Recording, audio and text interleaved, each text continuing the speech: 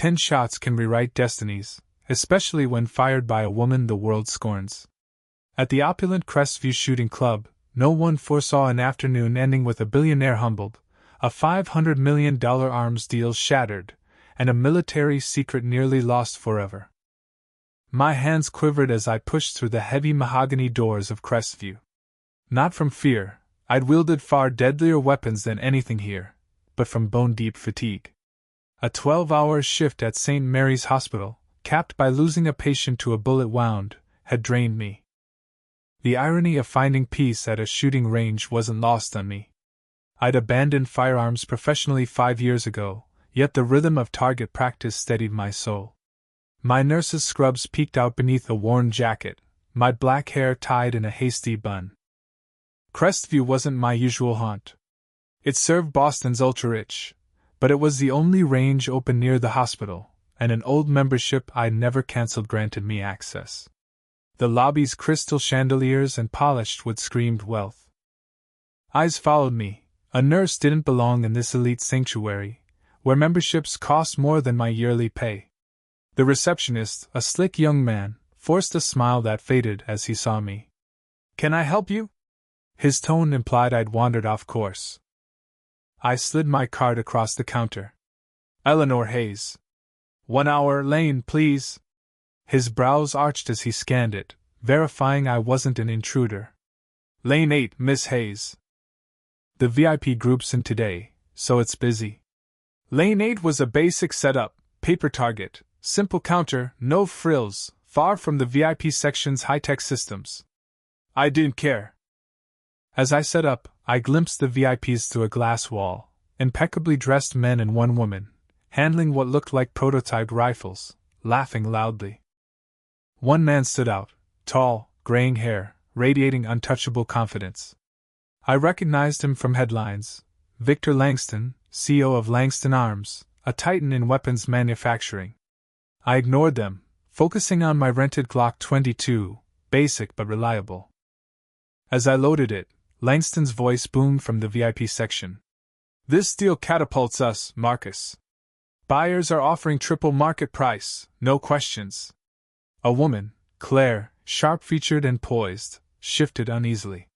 "Victor, maybe not so loud?" Langston scoffed. "This is Crestview, Claire. No riffraff here." His gaze flicked to me, a smirk curling his lips. I played the part, shoulders tense, grip clumsy, feet too close. My first shot missed the target entirely. Laughter erupted from the VIPs. "Look at this, Marcus!" Langston crowed. "Nurse Nightingale thinks she's a sharpshooter." My second shot veered wider. More chuckles. I let my hands tremble, feigning nerves. "Maybe she's switching from saving lives to missing them." Another man jeered. Their mockery stung, not from shame, but fury. These were the profiteers whose weapons filled my ER. My third shot missed again.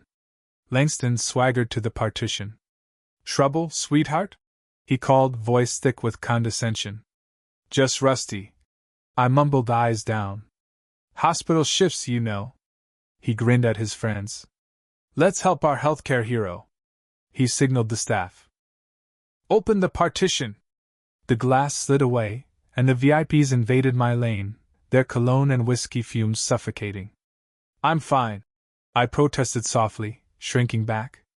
They ignored me, their tailored suits and Rolexes screaming privilege. Langston snatched my Glock, ignoring safety protocols. "This rental junk's your problem. Try a real weapon." He took a sleek pistol from an associate, Langston Arms engraved on the grip. "Our LA-9 Elite. Military precision, $9,000. Try it." He thrust it at me. I hesitated, eyes wide. "Go on," he pressed, grinning. "Let's make it fun.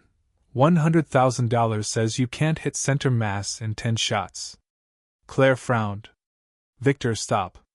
But Langston, fueled by his cronies' laughter, pushed on. "Hit it, I pay." "Miss, you're dining with us tonight." His leer made my skin crawl. Surrounded by men who saw me as a toy, I decided.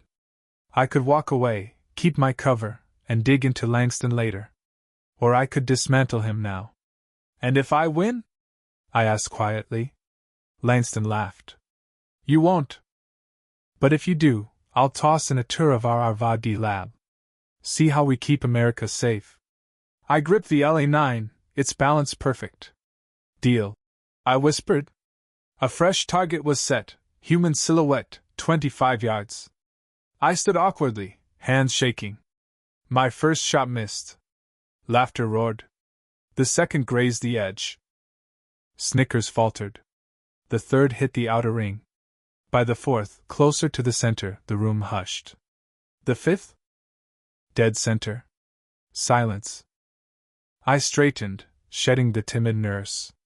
5 more shots, Mr. Langston. Want to up the stakes? His face paled, but pride held him.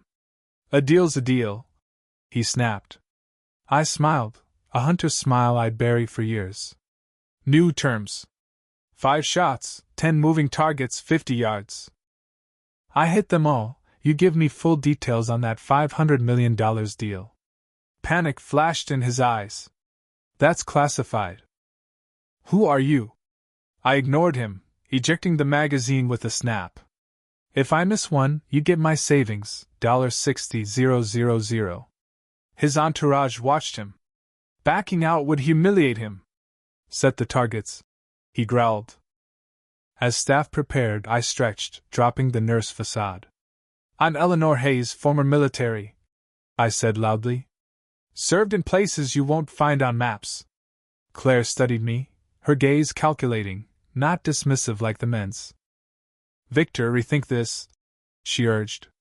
He waved her off. 10 discs launched across the range, zipping at varied speeds. I fired, shattering the first, then the second, third, fourth. By the 10th, the room was silent but for the crack of gunfire and breaking discs. I lowered the gun. Langston's arrogance was gone, his face gray. Who are you? He whispered. A voice cut through from the doorway. She's the Phantom.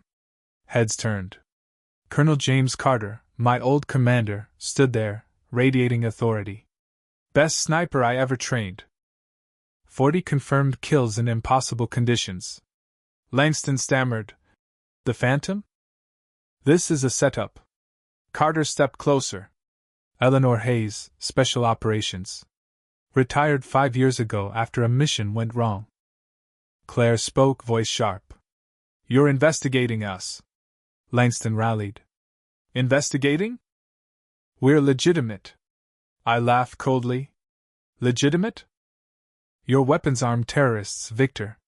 And 5 years ago, your company's comms gear failed in Syria. 4 operators died, including my brother, Nathan Hayes. Someone sold the encryption codes. The room froze. Carter pulled out his phone. While Eleanor kept you busy, the FBI raided your HQ. We've got the transfers, the accounts, everything. Langston's eyes darted to the exit. Lies! Carter nodded to Claire. As CFO, you can cooperate now, or sync with him. Claire straightened. I've tracked unauthorized codes for months. I'll open our records. Langston lunged at her, roaring, but I stepped in, stopping him cold. Enough. My voice carried a lethal edge. Carter's phone buzzed. FBI's here. They've got the servers.